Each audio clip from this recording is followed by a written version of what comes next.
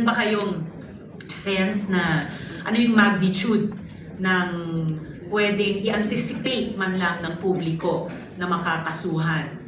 Tens of contractors and officials ba? Dose-dosena ba? Aabot ba sa 100? Ano yung sense po ng department as of now? Your Honor, yung capability po ng internal audit service ng DPWH will be maximized po para po to look into this 416 projects. I cannot give an exact figure, Your Honor.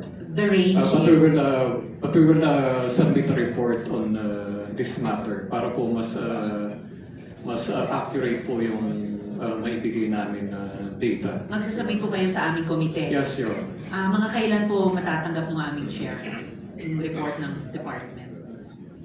Within the month, Your Honor. Within this month. Okay. Yes. Salamat po, Yusek.